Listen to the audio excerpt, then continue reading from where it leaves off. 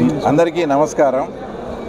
తర్వాత ముఖ్యంగా నిన్న జరిగిన సంఘటనలు కానీ ఇక్కడికి వచ్చిన రైతుల ఆవేదన వాళ్ళు మాట్లాడిన దాన్ని బట్టి కూడా మేము రైతులతో మీటింగ్ పెట్టుకున్నాం.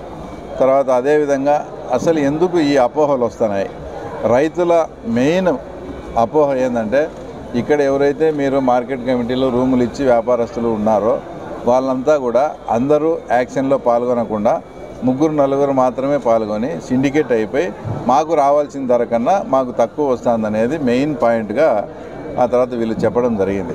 రెండోది వచ్చేసి ఏదైనా వేలం పాట పాడేటప్పుడు 100 రూపాయలే పెడుతున్నారు, దాన్ని 500కు మార్చాలా, 10,000 నుంచి 10,100 కాదు, 10,000 నుంచి 10,500, నెక్స్ట్ 11,000 ఆ రకంగా మార్చాలనేది తర్వాత వీళ్ళు ఆ తర్వాత డిమాండ్ చేసినది.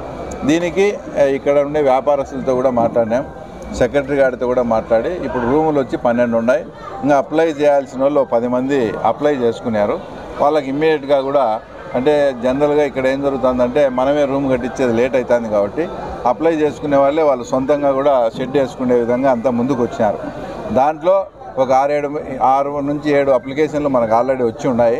ఇంకా 4-5 కూడా పెండింగ్, అంటే మనం అనుకుంటే వేరే వాళ్ళకు కూడా ఇవ్వచ్చు.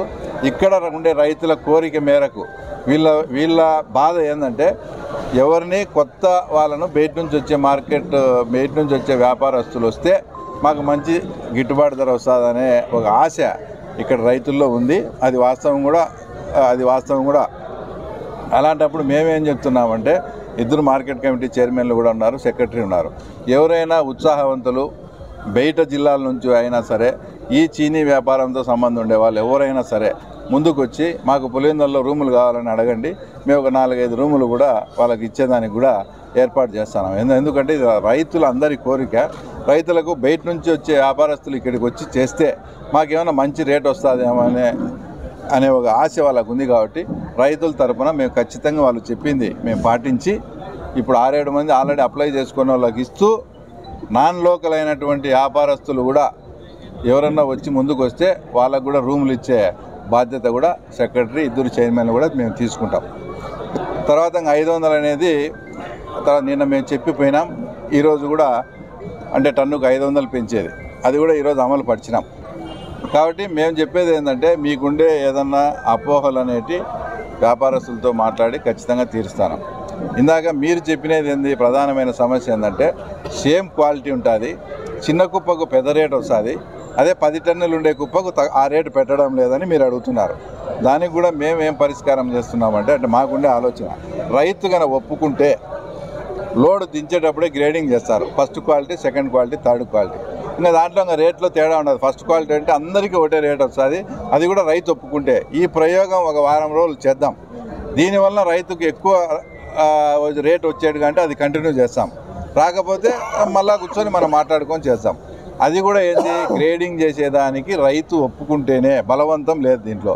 ఒప్పుకోకపోతే ఇప్పుడు ఉండే పద్ధతిలోనే అతను అమ్ముకుంటాడు. రైతు గ్రేడింగ్ చేసేదానికి కానీ ఒప్పుకుంటే రైతుకు ఈ వారం రోజులు అయ్యే ఖర్చు కూడా మార్కెట్ కమిటీనా మేము భరించి గ్రేడింగ్ చేయించి దాని ఒక రేటుకి అమ్మితే మీరు యావరేజ్ చూసుకోండి, గ్రేడింగ్ రేట్ ఎంత వచ్చింది, మధ్య దానికి ఎంత చూసుకొని ఇది నాకు బాగానే గిట్టుబాటు అవుతుంది, ఇదే కంటిన్యూ చేయండి అని మీ రైతులు కనుక చెప్తే అప్పుడు దానికి కూడా కంటిన్యూ. అప్పుడు ఏంటంటే ఈ కుప్పకి ఇంత వచ్చింది, పెద్ద కుప్పకి ఇంత వచ్చిందనే డిస్కషన్ రాదు. ఇంకా డిస్ప్లేలో ఏం రేటు చూపిస్తూ ఉంటుందో ఆ రేటుతో వచ్చేసి రైతులకు గిట్టుబాటు ధర వస్తుంది. కాబట్టి ఇవన్నీ ఈ అపోహలు, తర్వాత మనం నిజంగా సిండికేట్ అయింటే దాన్ని ఎట్లా సార్ట్అవుట్ చేయాలా, ఈ సమస్యలు పరిష్కరించేదానికే మేము వచ్చి ఉన్నాం. తర్వాత ఇక్కడ ఉండే వ్యాపారస్తులు కూడా కొన్ని ఏంటంటే ఒకటి అవుట్ గేట్ పెట్టమన్నారు.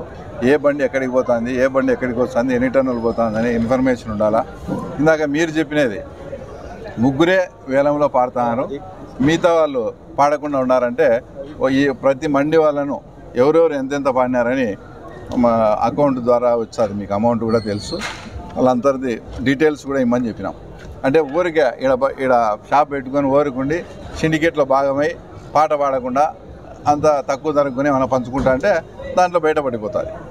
కాబట్టి అట్లాంటి వాళ్ళు ఎవరైనా ఉన్నారా, అట్లాంటి వాళ్ళు నిజంగానే వ్యాపారం చేయకుండా ఇక్కడ మండి పెట్టుకుంటే వాళ్ళ మీద చర్యలు తీసుకునే విధంగా కూడా మేమంతా కూడా యాక్షన్ తయారు చేసాం. కాబట్టి ఇవన్నీ ఏంటంటే వ్యాపారస్తులకు, రైతులకు, మాకు ఒక మంచి సమన్వయం ఉండాలి. మీరు మాట్లాడే భాషలో ఏదన్నా తేడా వచ్చి వాళ్ళు హర్ట్ అవుతారు. రైతు అనేవాళ్ళు లేకపోతే మనం ఎవరం లేం. రైతు ఏదైనా ఆవేదనగా కొంచెం మాట్లాడినప్పుడు వ్యాపారస్తులు కూడా మీరు సర్దుకొని వాళ్ళని కూర్చోబెట్టి టీ కాఫీ ఇచ్చి అట్లా కాదులేనా ఇట్లా కాదులేనా అని మాట్లాడితే అతను సాటిస్ఫై అవుతాడు. మేము ఇచ్చేది ఇంతే రేటు, ఎవరికి చెప్పుకుంటావు చెప్పుకోండి అంటే వాళ్ళు హర్టే ఇదో ఈ రకమైన పరిస్థితులు వచ్చాయి. కాబట్టి వ్యాపారస్తులకు ఇక్కడ పనిచేసే ఉద్యోగస్తులకు కూడా నేను చెప్పేది ఏంటంటే రైతు అనేవాళ్ళు లేకపోతే మీకు వ్యాపారం లేదు, బిజినెస్ లేదు, ఏం లేదు కదా. అతను సంవత్సరం కష్టపడి పండిస్తాడు. కాబట్టి రైతును గౌరవించండి. మీకు నిజంగా నష్టం వచ్చే పరిస్థితి ఉంటే అతనికి ఎక్స్ప్లెయిన్ చేసుకోండి. ఈరోజు అట్లే ఉందా మార్కెట్, ఏం చేస్తామని నచ్చ చెప్పుకుంటే రైతు అతని బాధ అతనిది.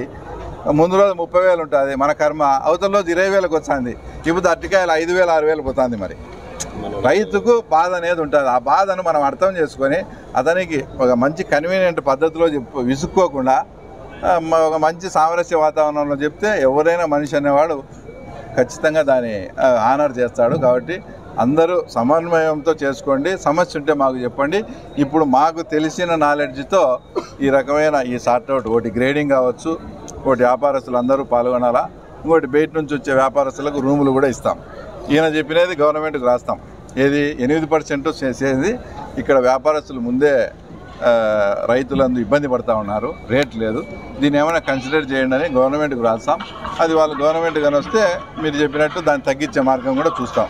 కాబట్టి ఇవన్నీ ఒక 10 రోజులు ఈ ప్రకారం చేద్దాం. ఈ గ్రేడింగ్ ఇదంతా రానప్పుడు తర్వాత మళ్ళీ చేస్తాం. ఇంకోటి ఏంటంటే నేను ప్రధానంగా చెప్పేది, పండించిన రైతు లోడ్ ఎత్తుకొని ఇటుకు వచ్చి ఏమన్నా మాట్లాడండి, అధికారులు వింటారు, మేము వింటాం, అందరు వింటారు. రైతు కాకుండా వచ్చి రాజకీయ ప్రయోజనం కోసం ఇక్కడ ఏదైనా డిస్టర్బ్ చేస్తే మేము సహించే పరిస్థితే లేదు. ఈ మార్కెట్ ఫంక్షనింగ్లోకి తీసుకొచ్చేదానికి 3-4 ఏళ్ళు పట్టింది. అట్లంటే ఇది పెట్టింది మామూలుగా అయితే వాళ్ళే, అయినా మేము దీన్ని కంటిన్యూ చేస్తాను. కాబట్టి ఈ ముసుగులో మీరేదో రాష్ట్ర వ్యాప్తంగా రైతులకు జరుగుతుంది, అది జరుగుతుందని దాన్ని ఈడప్పు ఇచ్చే, ఇప్పుడు నిజంగా మీరు అందరూ చీనీ పండించే రైతులే కదా, నిజంగా చెప్పండి, డ్రిప్ అనేది లాస్ట్ 5 ఏళ్ళు వచ్చిందా? ఓపెన్గా చెప్పాలా మీరు?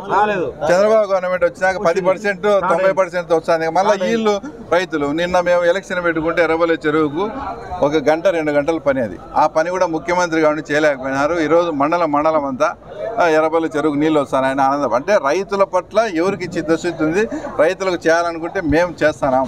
మీరు చేసే పనులు కూడా చేసి మీకు రైతుల పట్ల ధర్నా చేసి సరే మీ రాజకీయం మీరు చేసుకోండి. కానీ ఇక్కడికి వచ్చి 11వ తేదీ అని ఎంతో షాపులు మొయమన్నారని ఎవరి వ్యాపారం అలా జరుగుతుంటుంది. నచ్చినోడే కదా ఇటుకు వచ్చేది. ఇప్పుడు రైతు ఇటుకు వచ్చి వ్యాపారం జరుగుతుందనే కదా ఇటుకు వచ్చేది, నచ్చినోడే ఏం రాడు కదా. కాబట్టి ఈడ వచ్చి ఏదైనా డిస్టర్బ్ చేసే మటుకు చాలా కఠిన చర్యలు ఉంటాయి. మీ వ్యాపారము మీ రాజకీయం ఏదైనా ఉంటే బయట చేసుకోండి. మండీలోకి వచ్చి ఏదైనా చేసే మటుకు ఈ ప్రెస్ ద్వారానే రైతుల ముసుగులో వైసీపీలు వచ్చే మటుకు మేము సహించము. పోలీసు అధికారులకు కూడా ఇంటిమేషన్ ఇస్తాను. ఇంకా సమస్యలు ఉంటే ప్రతిరోజైనా వచ్చాం. ఇదో 2 చైర్మన్లు ఉన్నారు, వీళ్ళకు కూడా సమస్యలు చెప్పండి. ఏదైనా చంద్రబాబు నాయుడు గారు రైతు పక్షపాతి కాబట్టి వాళ్ళకి మేలు జరిగే విధంగానే మేము ప్రవర్తిస్తాం. చెప్పమ్మా, ఏందో చెప్పు. కంప్యూటర్ బిల్లింగు ఇప్పుడు మీకు మాన్యువల్ ఇస్తారా?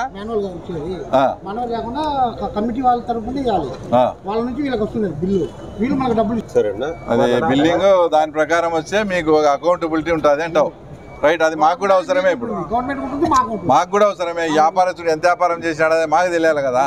కాబట్టి మీరెవరు ఇది కావకండి. మేము ఉండేంత వరకు ఏ రైతుకి అన్యాయం జరగదు. మీరు ఏదైనా ఉంటే ఇప్పుడు ఈ సిండికేట్ అనేది మీరు ఇందాక చెప్పినారు, ఈ వారం రోజుల్లో కూడా చూసి ఎవడన్నా పార్టిసిపేట్ చేయకుండా ఉత్తమండి పెట్టుకుంటే వాళ్ళ మీద చర్య కూడా తీసుకుంటాంలే. రైట్.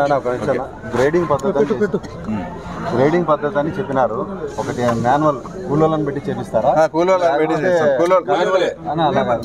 కలెక్టర్ గారు కొన్ని మిషనరీస్ అరేంజ్ చేసి చెప్తాం. కలెక్టర్ గారు మిషనరీ పంపించారు, కానీ మేము ప్రాక్టికల్గా చూసినప్పుడు డైలీ 2 లోడ్ల కన్నా అది ఎక్కువ చేయలేకుంది. వీటికి మనకు దాదాపు 20 బండ్లు అంటే 200 టన్నులు వస్తున్నాయి. కాబట్టి అది కాదు. 200 టన్నుల్లో కొత్తగా రైతులు ఒక 1/2 మంది ఒప్పుకుంటారు, 1/2 మందికి ఒప్పుకోరు. ఎందుకంటే గ్రేడింగ్ చేసే కాయబాలైనోడు ఏమంటాడంటే నేను ఒప్పుకొని అంటాడు, కాయబాకుండా గ్రేడింగ్ చేయమంటాడు. అది రైతు ఇష్టం. కాబట్టి మేము ఇట్లా బండి వచ్చేటప్పుడు హైదరాబాద్ మార్కెట్ చూసినారా, ఇక్కడ వ్యాపారస్తులు ఉన్నారు. హైదరాబాద్ మార్కెట్ బండి వస్తానే టక్క టక్క టక్క టక్ గ్రేడింగ్ అన్లోడ్ చేసేటప్పుడు గ్రేడింగ్ చేసి పెట్టేస్తారు. వ్యాపారస్తులు కూడా అదే అడిగారు, మాన్యువల్ అడిగారు, రైతులు మాన్యువల్ అడిగారు. బయట అడుగుంది. ఫస్ట్ సంవత్సరం స్టార్ట్ చేసినప్పుడు మార్కెట్ జాట్ చీని కాయలు తీసుకొచ్చినప్పుడు 2% చేస్తున్నది. తర్వాత సంవత్సరానికి 4% చేసినారు. మళ్ళీ 2% పెంచుకుంటూ పోతారు. రైతులకు ఆ విధంగా కూడా నష్టం వస్తుంది. కాదు, డేటా కూడా తప్పు. ఫస్ట్ మార్కెట్ కమిటీ స్టార్ట్ చేసినప్పుడు సెస్సే లేదు, సెక్రటరీ గారు రమ్మను కొద్ది రోజులు రైతులు ప్రోత్సహించాలని చెప్పి ఫ్రీ మార్కెట్ ఇచ్చారు. అట్లేం కాదు, ఇప్పుడు యాక్చువల్ గా ఇతరత్ర మార్కెట్ కమిటీలో 10% ఉంది, ఈడ 8% ఉంది. ఇంకా ఇది ఫుల్ఫిల్ ఇంకా ఫంక్షన్ కాలేదు కాబట్టి మార్కెట్ సెస్ ఇంకోటి మీరు గమనించాల్సింది ఏంటంటే మార్కెట్ సెస్ రాబడతా ఉండేది రాష్ట్ర ఖజానాకు పోదు. మార్కెట్ కమిటీలన్నీ కూడా స్వయం ప్రతిపత్తి కలిగినటువంటి వ్యవస్థలు. ఈ మార్కెట్ కమిటీ అభివృద్ధికి ఆ సెస్ ఉపయోగపడుతుంది అది. కాబట్టి ఫస్ట్ ఆఫ్ ఆల్ దీనికి ఉండేది ఇది ఒక్కటే. ఇంత వ్యవస్థను మెయింటైన్ చేయాలంటే ఆ సెస్ కూడా రాకుంటే ఇలా మార్కెట్ కమిటీలో ఏమాత్రం ఇప్పటికే క్లీనింగ్ కూడా చేయలేక చాలా మంది కంప్లైంట్ చేస్తే మేమే ఇక్కడ చెత్త నుంచి సంపద తయారీ కేంద్రాన్ని కూడా పెడతామని చెప్పాం. అంటే ఈ రోజు చెత్త ఎత్తేసేదానికి కూడా ఏదైనా బండ్లు వచ్చేదానికి